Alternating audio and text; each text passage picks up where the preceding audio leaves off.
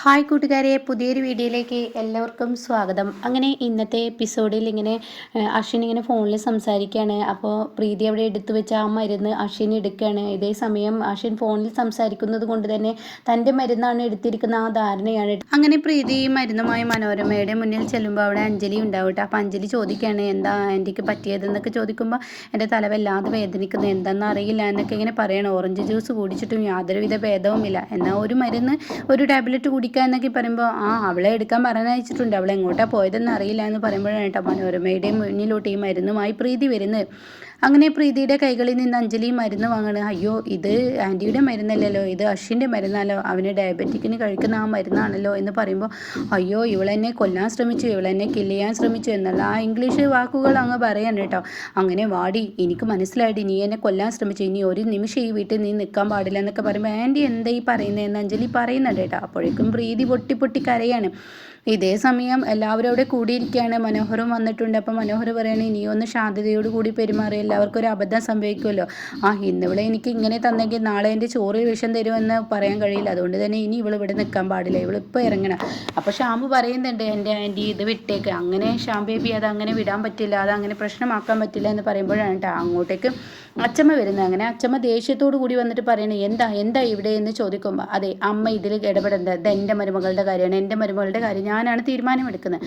അപ്പോഴേക്കും അവിടെ ശ്രുതി ഉണ്ടാവും കേട്ടോ. ശ്രുതി ആണെങ്കിൽ ഇതൊക്കെ കേട്ട് ആകെ പേടിച്ചു പോവാണ്. അപ്പോഴേക്കും ശ്രുതി ഓടി വന്നിട്ട്, നിങ്ങൾ എന്ത് പണിയാണ് കാണിച്ചിരിക്കുന്നത്, നിങ്ങളുടെ മരുന്ന് മാറിയിരിക്കുന്നു എന്ന് പറയണ്ട. അപ്പോഴാണ് അശ്വിൻ തൻ്റെ മരുന്നെടുത്ത് നോക്കുന്നത്. നിങ്ങളുടെ ആൻറ്റിക്ക് കൊടുക്കാനുള്ള മരുന്നാണ് നിങ്ങൾ കൊണ്ടുവന്നിട്ടുള്ളത് എന്ന് പറയുമ്പോൾ അവിടെ നിന്ന് ശബ്ദം കേൾക്കണം കേട്ടോ. നീ ഇറങ്ങടി, നീ ഇവിടെ നിൽക്കാൻ പാടില്ല എന്നൊക്കെ പറഞ്ഞ് മനോരമ ഇങ്ങനെ ദേഷ്യപ്പെടുന്ന ആ ശബ്ദമായിരിക്കട്ടെ പിന്നീട് കേൾക്കുന്നത്.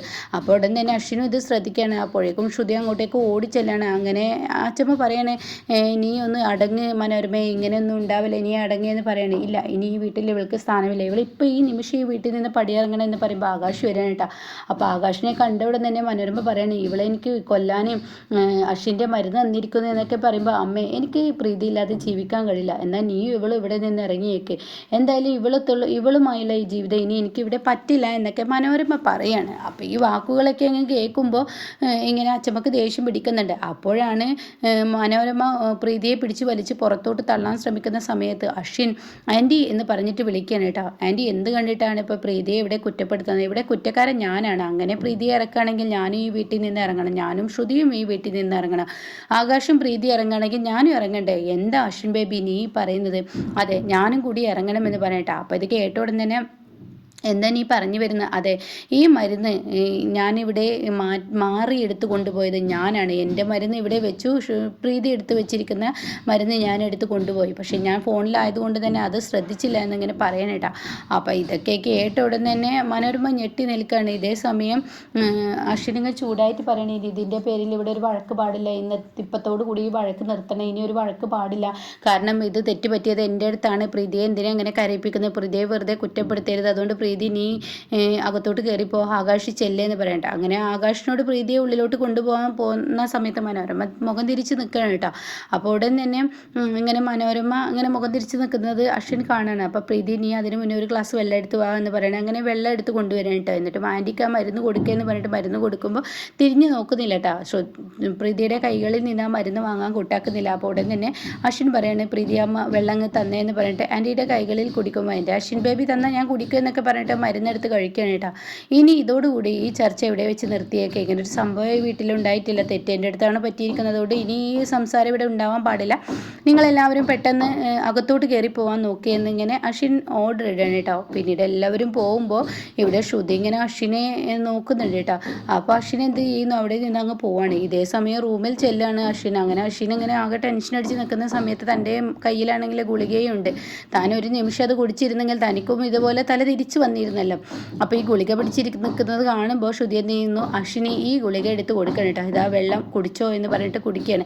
അങ്ങനെ ആ വെള്ളം ഗ്ലാസ് എടുത്ത് തിരിച്ചു വെക്കുകയാണ്. എന്നിട്ട് പറയണേ, നിങ്ങൾ മനഃപൂർവ്വം എൻ്റെ ചേച്ചിയെ കരയിപ്പിക്കാൻ നോക്കിയതാണ്, എന്നെ കരയിപ്പിക്കുന്നത് പോലെ എൻ്റെ ചേച്ചിയും കരയിപ്പിക്കാൻ നോക്കിയതാണ്, ഞാൻ പറഞ്ഞതല്ലേ ഇവിടെ നിന്ന് ഞാൻ ഒരിക്കലും പോയില്ലെന്ന്, പിന്നെ എന്തിനാണ് നിങ്ങൾ എന്നെ എൻ്റെ ചേച്ചിയെ കരയിപ്പിക്കാൻ നോക്കുന്നത്, എൻ്റെ ചേച്ചിക്ക് ഇതൊന്നും ശീലമില്ല, കരഞ്ഞ് ശീലമില്ല, എനിക്കിതൊക്കെ ചെയ്ത് ശീലമുണ്ട്, കരഞ്ഞ് ശീലമുണ്ട് എന്നൊക്കെ പറയുമ്പോൾ വാട്ട് ദ എന്ന് പറയുമ്പോഴേക്കും ശ്രുതി പറയും, എന്ത് പറഞ്ഞാലെന്ന് പറയുമ്പോഴേക്കും അവിടെ നിന്ന് അശ്വിൻ എണീറ്റ് പോവാണ് കേട്ടോ.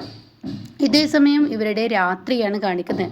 ബാൽക്കണിയിൽ കിടന്ന് ശ്രുതി ഇങ്ങനെ ഉറങ്ങുന്ന സമയത്ത് ശ്രുതിക്ക് ഇങ്ങനെ ഈ ഒരു കൂർക്കം വലി, അശ്വിൻ്റെ കൂർക്കം വലി തൻ്റെ ചെവിയിലോട്ട് വല്ലാത്ത ബുദ്ധിമുട്ടാവുകയാണ്. അപ്പോൾ ഉടൻ തന്നെ ശ്രുതി എന്തൊരു കഷ്ടമാണ് ഈശ്വര, ഇത് എന്തൊരു വിധിയാണ് എന്ന് പറഞ്ഞിട്ട് ശ്രുതി എന്ത് ചെയ്യുന്നു, പെട്ടെന്ന് ഇങ്ങനെ ചെവി പൊത്തി പിടിക്കാൻ ശ്രമിക്കുന്നുണ്ട് കേട്ടോ.